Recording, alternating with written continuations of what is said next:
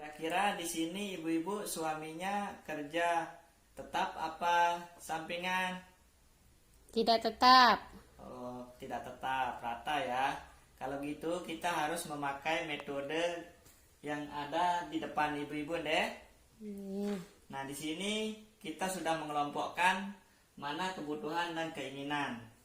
Nah, agar pengeluaran dapat seimbang dengan pemasukan, maka kita harus mengurangi, menunda atau membatalkan deh dari pengeluaran yang termasuk keinginan. Nah, di sini kita harus mengendalikan diri kita mana yang menjadi prioritas kebutuhan dari rumah tangga kita dan membatalkan atau mengurangi keinginan yang ada pada diri kita untuk membeli beberapa barang yang tidak perlu.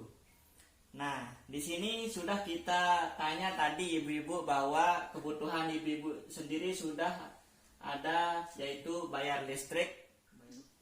Nah, di sini bayar hutang, terus arisan, makanan dan susu, alat mandi, tabungan, pulsa telepon dan gas. Nah, ini termasuk kebutuhan ibu-ibu rumah tangga ya.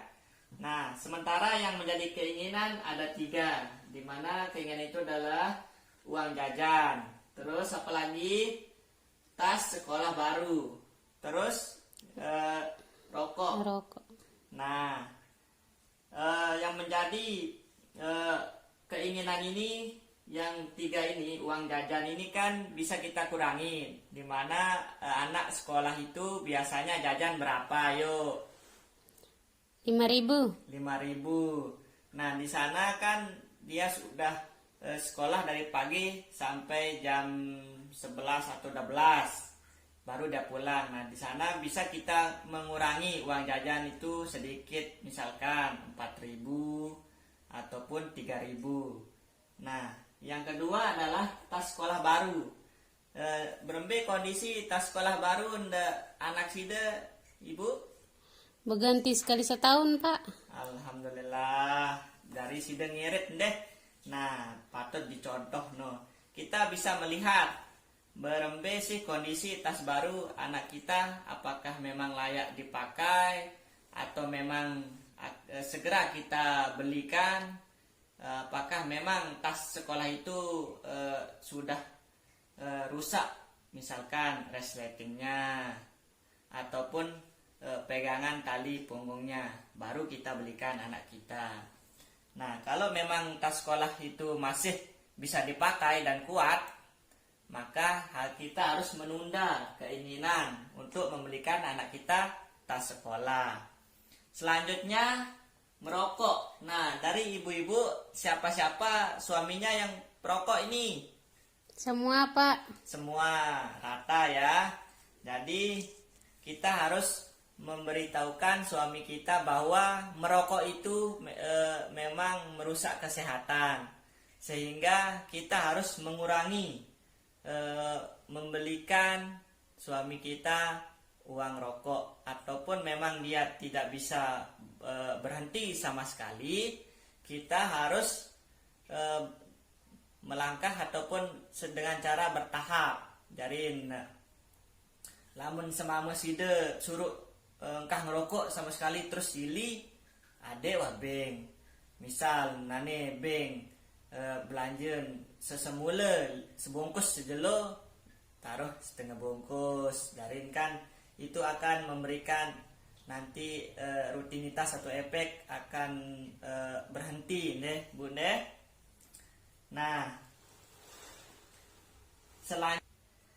selanjutnya ibu-ibu, kita harus menyusun anggaran bulanan keluarga. Itu penting untuk memberikan kita gambaran kondisi ekonomi sida deh rumah tangga sida, bahwa apakah memang ekonomi saya di pemasukan itu bertahap ataupun rata. Memang tadi sida ibu bilang pekerjaan suaminya tidak tetap. Di sini wajib sekali sida memahami untuk menyusun anggaran bulanan rumah tangga, sehingga ndek sida lan namun ndak beli sia gerah dan nyinggak doang. Nah, ya seno Empok menyusun anggaran, ada setahu alokasi MBMB sih yang menjadi kebutuhan dan keinginan kita baru di sana kelihatan deh. Nah, kita bisa melihat deh bunda beda anggaran dari pemasukan dan pengeluaran bulanan. Nah, beda antara pemasukan di sini dan pengeluaran bulanan, dimana pemasukan ibu-ibu, coba Ibu Nur apa sih yang menjadi pemasukan suaminya, pekerjaannya? Pergi ke sawah. Pergi ke sawah. Jadi nendek tetap deh, kadang kalau dia sampai ke sawah ataupun ke hutan mungkin bawa pisang untuk dijual. Terus untuk memang musimnya seminggu sekali panen. Nah, di sini kita bisa melihat pendapatan ataupun pemasukan dari Ibu Lili. Sebagai contoh, sida pada nanti untuk di rumah belajar deh cara membedakan ataupun mana sih yang menjadi anggaran pemasukan dan pengeluaran sida. Ibu Lili pemasukannya 2.400.000. Terus Pak Rusli 900. Dan di sini sida mendapatkan bantuan PKH 450 deh.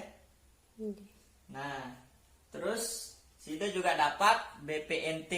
Jadi sida mempunyai pemasukan 4 item, di mana Ibu Lili mendapatkan 240.000, sementara Pak Rusli mendapatkan 900.000. Terus yang menjadi bantuan sosial dari PKH sida, contohnya sida mendapatkan 450.000, dan BPNT yang sida dapat sekarang 110.000. Total pemasukan sida 1.700.000. Nah, dari pemasukan ini kita bisa melihat tabel flip chart yang ada di depan sida deh. Dari uang jajan Dewi ini termasuk pengeluaran. Sementara uang jajan Agus itu termasuk pengeluaran. Terus pemasukan itu ibu-ibu adalah uang yang sida dapat dari suami sida yang kerja, dan kalau sida punya pekerjaan sampingan maka itu juga pemasukan. Dan juga sida juga mendapatkan bantuan dari pemerintah, PKH dan BPNT, itu juga termasuk pemasukan sida deh. Jadi semua yang sida dapat dari kerja suami sida, kerja sida sambilan ataupun bantuan dari pemerintah itu adalah pemasukan sida. Sedangkan pengeluaran adalah uang yang sida keluarkan untuk memenuhi kebutuhan sida setiap hari. Misalkan membeli susu Ita yang ada di contoh kita di depan ini, tabungan, tas sekolah. Nah, di sini kita bisa melihat pengeluaran dari Ibu Lili itu banyak sekali untuk pembelian beras, gas, listrik. Nah, dari gambar flip chart di depan kita bisa melihat bahwa ada tabel yang kosong, di mana tas sekolah Agus itu nilainya kosong. Nah, kenapa kosong ibu-ibu? Karena itu termasuk keinginan. Iya, betul. Di sini adalah tas sekolah Agus ini adalah keinginan, di mana keinginan itu yang bisa kita batalkan ataupun mencegah untuk pembelian tas Agus. Kita bisa melihat bahwa tas Agus itu masih bagus dan masih bisa dipakai, sehingga kita tidak perlu membeli tas Agus itu. Sehingga di sini hasil total pengeluaran itu kita kurangi dari pembelian tas Agus itu akan menjadi 1.692.000 rupiah. Nah, selisih dari pendapatan pengeluarannya. Di sini kita bisa melihat total pengeluaran dari Ibu Lili adalah 1.160.000 tambah 432.000 tambah 0 rupiah tambah 100.000 sama dengan 1.692.000 total pengeluarannya.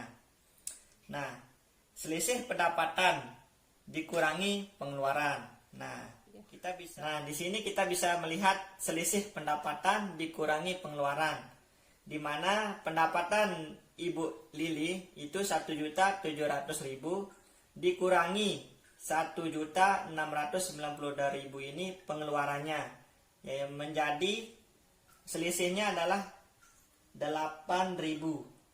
Ibu bisa lihat kan, 8.000 selisihnya. Bisa, Pak. Jadi ibu-ibu, pemasukan dan pengeluaran itu adalah Mau ya. Jadi ibu-ibu, di sini kita bisa melihat kalau pengeluarannya itu lebih kecil dari pendapatan, maka kita bisa terhindar dari hutang, di mana selisih dari pengeluaran itu 8.000. Jadi kita tidak berhutang untuk membeli segala macam keinginan rumah tangga, kebutuhan rumah tangga, sehingga kita bisa membeli barang-barang yang sudah kita catat di depan. Sementara ketika kita melihat dari tabel pemasukan dan pengeluaran itu, nilai pengeluarannya lebih besar dari pemasukan, otomatis di sana kita mulai memikirkan bagaimana caranya berhutang untuk membeli suatu keinginan yang tidak kita sebetulnya. Jadi ibu-ibu, kesimpulannya adalah kita bisa mengontrol pengeluaran anggaran bulanan keluarga kita dengan cara membuat anggaran pengeluaran bulanan. Iya. Jadi ibu-ibu, kesimpulannya adalah kita bisa mengontrol pengeluaran untuk kebutuhan keluarga kita dengan membuat catatan anggaran bulanan keluarga.